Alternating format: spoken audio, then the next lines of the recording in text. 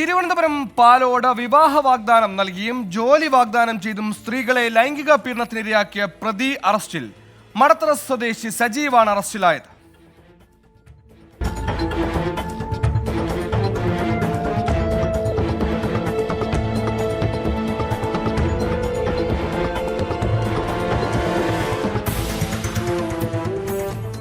പാലോട് സ്വദേശിനിയായ യുവതിയുടെ പരാതിയുടെ അടിസ്ഥാനത്തിലാണ് പ്രതിയെ അറസ്റ്റ് ചെയ്തത്.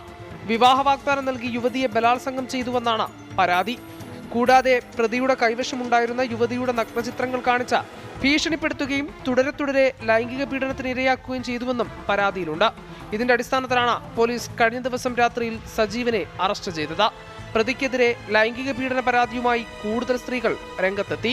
ജോലി വാഗ്ദാനം ചെയ്തും വിവാഹ വാഗ്ദാനം നൽകിയുമാണ് ഇയാൾ സ്ത്രീകളെ പീഡനത്തിന് ഇരയാക്കിയത്. നെടുമങ്ങാട് സ്വദേശിനിയായ പെൺകുട്ടി ഇയാൾക്കെതിരെ മുഖ്യമന്ത്രിക്കും പരാതി നൽകിയിട്ടുണ്ട്. പോലീസിന്റെ തുടരന്വേഷണത്തിൽ തിരുവനന്തപുരം ജില്ലയിലെ വിവിധ പോലീസ് സ്റ്റേഷനുകളിൽ സജീവനെതിരെ പരാതി എത്തിയിട്ടുണ്ട്. പ്രതിയെ നെടുമങ്ങാട് കോടതിയിൽ ഹാജരാക്കി റിമാൻഡ് ചെയ്തു. 24 തിരുവനന്തപുരം.